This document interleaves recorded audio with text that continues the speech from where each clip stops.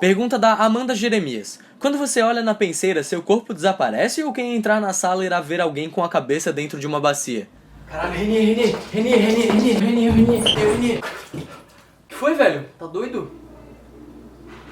Não, beleza. Desculpa, foi mal. Continua aí.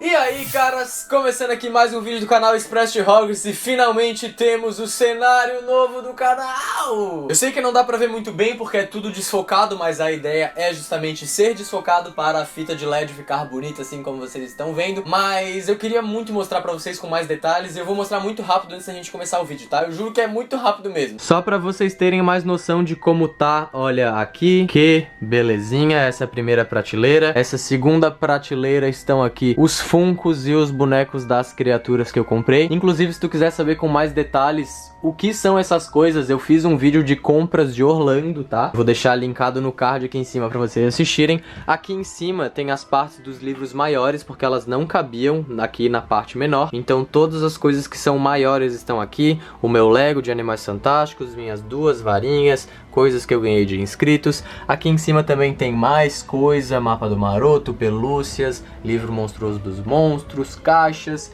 varinhas ali em cima. Aqui embaixo do móvel nós temos a placa de 100 mil, o meu pássaro trovão segurando a varinha do Newt.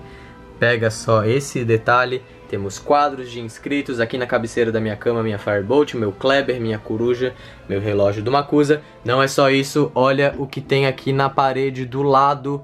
Essa parede foi totalmente pensada para ter quadros, então temos vários quadros. Os meus nichos agora estão ali também. Saca só esse pôsterzão de Animais Fantásticos, que maravilhoso, que eu mandei enquadrar. Tem também esse quadro aqui de Pedra Filosofal. E agora que o cenário novo está devidamente apresentado, vamos então responder a pergunta do início desse episódio. Amanda Jeremias perguntou: quando você olha na penseira, seu corpo desaparece ou quem entrar na sala irá ver alguém com a cabeça dentro de uma bacia? Amanda, eu confesso mesmo, vou ser bem sincero, que eu escolhi essa tua pergunta porque eu queria muito gravar essa ceninha de eu com a cara enfiada na água. Mas não é que eu fui pesquisar mais coisas sobre esse assunto e eu achei coisas que eu realmente não lembrava que estavam escritas nos livros de Harry Potter. Em Cálice de Fogo nós temos o seguinte: o escritório de Dumbledore deu um tremendo solavanco e Harry foi projetado para a frente e mergulhou de cabeça na substância da bacia. Isso é uma das citações que eu quero ler pra vocês, a outra está aqui. Por um momento tudo ficou escuro, então teve a impressão de que estava dando uma cambalhota em câmera lenta e repentinamente caiu de pé no que concluiu ser a claridade ofuscante do escritório do diretor. Ou seja, no primeiro trecho que eu li, tá escrito muito claramente que o Harry mergulha na penseira, e nesse segundo trecho que eu li também tá escrito claramente que ele cai de pé. Mas não só isso, em Ordem da Fênix nós também temos citações. Ele inspirou um grande sorvo de ar e mergulhou o rosto na superfície dos pensamentos de Snape. Na mesma hora, o chão da sala sacudiu, empurrando Harry de cabeça para dentro da penseira. Mas não só isso, mais uma citação temos. Então, com uma sensação de desmaio, como se tivesse dado uma cambalhota no ar, seus pés bateram no piso de pedra da masmorra de Snape. Ele se viu mais uma vez ao lado da penseira, ou seja, novamente mergulha e quando volta bate. O que só me leva a crer que a ceninha que eu fiz ali no início do vídeo é realmente só pra ter ceninha mesmo, porque não é isso que acontece. A pessoa não fica ali mergulhada com a cara dentro da penseira, ela realmente entra o seu corpo inteiro lá dentro, até porque entrar fora não dá. Espero que tenha conseguido responder a sua pergunta. Mas vamos então à segunda, que é do Fernando Lopes Caldeira. O que aconteceu com o Grope, irmão do Hagrid, após os acontecimentos de Ordem da Fênix? Vamos lá então descobrir o que aconteceu com o nosso querido meio-irmão do Hagrid, que é um pequeno gigante, literalmente um pequeno gigante. Ele sempre foi descrito como sendo um gigante de porte pequeno comparado aos outros gigantes. Cara, após os acontecimentos da Ordem da Fênix, a gente ainda tem menção ao Grope em Enigma do Príncipe e em Relíquias da Morte. Em Enigma do Príncipe, o Hagrid explica pro Harry que agora o Grope vive numa caverna nas montanhas e que o próprio Dumbledore arranjou essa casa pra ele, que ele tava muito infeliz vivendo na Floresta Proibida e que agora lá nas montanhas ele tá, ó, felizão. O Hagrid ainda diz que o Grope melhorou e muito o seu comportamento e que o Hagrid tava até pensando em treinar ele pra virar o assistente lá em Hogwarts. Imagina a desgraça. O Group também estava presente no funeral do Dumbledore lá no finalzinho do livro. É descrito que ele estava vestindo calça e paletó e que ambas as partes de roupas dele eram tão grandes que pareciam tendas. Já em Relíquias da Morte, meu amigo, o Group lutou na Batalha de Hogwarts. Olha que da hora. O Harry vê ele correndo pra cima de alguns comensais num primeiro momento e depois num segundo momento ele vê correndo pra cima de outros gigantes, que inclusive são muito maiores que ele. E olha que notícia boa, o Group sobrevive à batalha. Depois que o Harry derrota o Voldemort, é descrito que alguns alunos estão jogando comida na boca de um Group muito sorridente. Agora, se a tua pergunta fosse o que aconteceu com o Group depois dos acontecimentos de Relíquias da Morte, eu não saberia te responder. A J.K. Rowling nunca falou o que aconteceu com ele. A gente só espera que ele esteja bem, esteja vivo, morando na sua caverna lá nas montanhas, que tenha arranjado uma mulher, talvez, e que tenha, né, constituído famílias pro Hagrid ter sobrinhos muito maiores que ele. Terceira pergunta do Christian Gomes. Será que é realmente possível amaldiçoar de forma eficaz uma coisa abstrata como Voldemort fez com o cargo de defesa contra as artes das trevas? Christian, cara... Sabe o que tá vindo, né? Sabe, né? Sabe.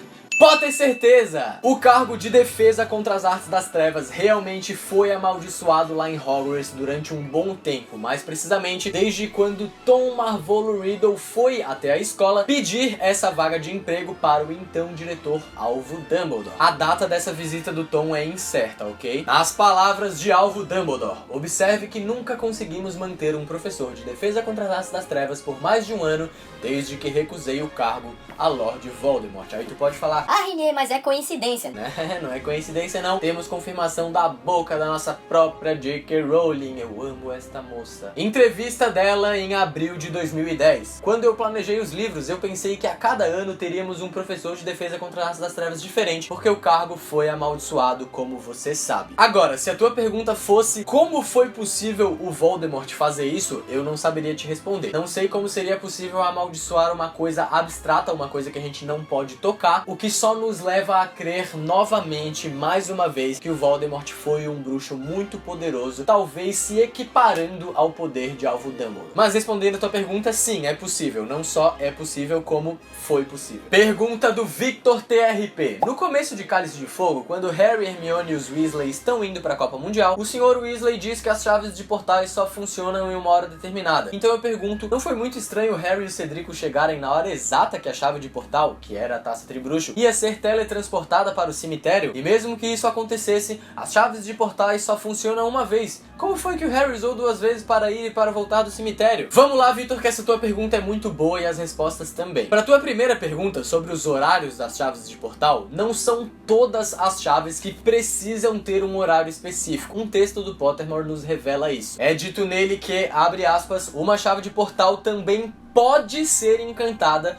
para levar aquele que a agarrar somente num determinado momento. Ou seja, dessa forma as chegadas de bruxos em tais lugares seriam padronizadas. Eles usam muito isso em eventos internacionais, como por exemplo, no exemplo que tu citou, na Copa Mundial de Quadribol. O Ministério queria que todo mundo chegasse em horários escalonados e por isso fizeram isso dos horários, mas não é uma regra. Tendo a resposta da tua primeira pergunta aí bonitinha, infelizmente eu tenho que te falar que a resposta da segunda é apenas uma teoria, mas é uma teoria muito boa. Eu tenho quase 99% de certeza que essa teoria é real. Vamos ver se vocês concordam comigo. Seguinte, vocês já perceberam que o caminho que a taça faz no começo não é o mesmo que ela faz no final? Vamos recapitular. Quando Harry e Cedrico encostam na taça pela primeira vez, eles estão no meio do labirinto e a chave de portal leva eles para o cemitério. Depois, o Harry tá no cemitério. Quando ele encosta na chave de portal, teoricamente, se fosse uma chave de ida e volta, digamos assim, ele teria que voltar pro centro do labirinto, certo? Mas ele não volta pro centro do labirinto, ele volta pro começo do labirinto, ou seja, lá fora. O que me faz pensar o seguinte: o Dumbledore e o Ministério da Magia inicialmente transformaram a Taça Tribruxo em uma chave de portal que levaria o campeão, ou seja, a primeira pessoa que tocasse na taça, pro começo do labirinto. Então esse foi o primeiro feitiço que colocaram na chave, meio do labirinto pra fora dele. O Moody colocou, digamos, uma segunda chave de portal na Taça Tribruxo, que seria do meio do labirinto para o cemitério. Então, na primeira vez que o Harry e o Cedrico tocam na chave, Hermione, eles vão pro cemitério e depois, quando o Harry toca na chave de novo lá no cemitério, ativa a primeira chave que o Dumbledore e o Ministério teriam colocado nela lá no começo, que levaria o aluno campeão de volta ao começo do labirinto. Eu espero que tenha dado pra entender, infelizmente não é nada confirmado, mas foi a conclusão que eu cheguei. Vamos agora então pra pergunta da Mirielle Aparecida. Renier, em Relíquias da Morte, vemos o efeito que uma Horcrux pode ter em uma pessoa, as crises de ciúme do Rony, por exemplo. Durante todo o período que o Harry morou na casa dos Dursley, ele era uma Horcrux. Seria por isso então que eles o tratavam tão mal? Será que passar 10 anos perto de uma Horcrux não seria o motivo para eles serem tão mesquinhos e miseráveis? Mirielle, na verdade, não. Essa teoria é uma teoria que surgiu na internet aí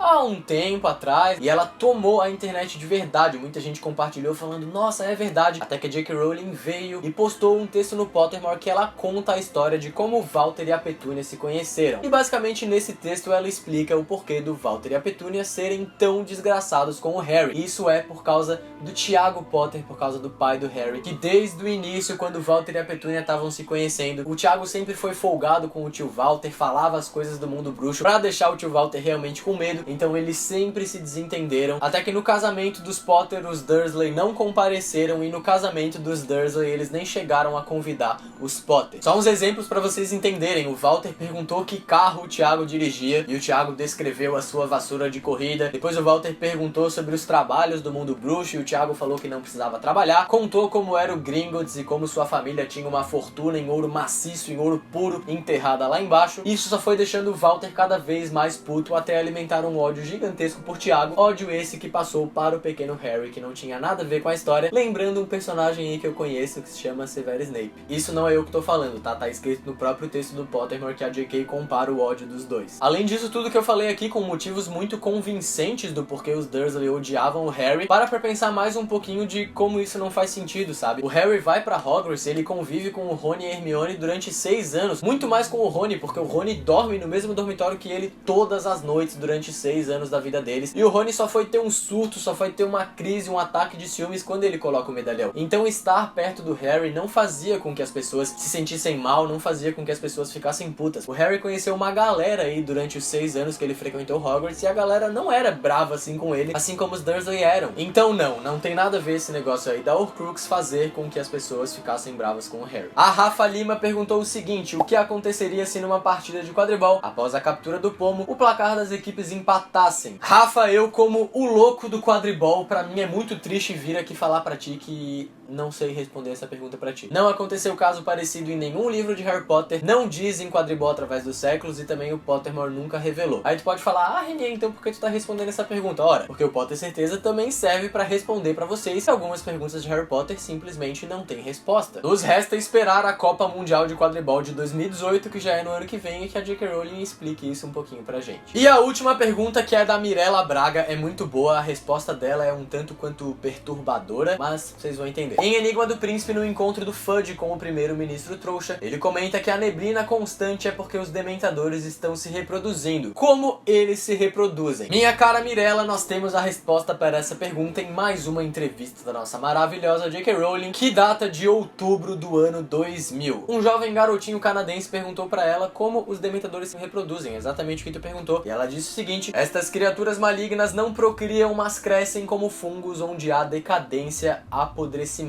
Isso não quer dizer literalmente coisas podres, tá? Não é isso. Ela quis dizer lugares onde as trevas estão predominando e tudo mais. Agora tu imagina o quão bizarro foi na época em que o Voldemort estava no poder. Devia ter muito dementador nascendo em muito lugar. E é isso, galera. Espero que vocês tenham gostado do 7º episódio do quadro Pode Ter Certeza. Fazia muito tempo que eu não trazia ele aqui pro canal. A galera tava com saudade, eu também tava, então resolvi atender os seus pedidos, voltando aqui com um cenário novo. Gente, o canal Express Hogwarts esse ano é o ano, tá? Pra estar comigo até o final do ano, não esquece de se inscrever no canal, ativar o sininho pra não perder as notificações, não esquece de deixar teu like aqui embaixo também pra ajudar na divulgação, que é muito importante sempre. E no mais, a gente se vê num próximo vídeo, então valeu e é nóis!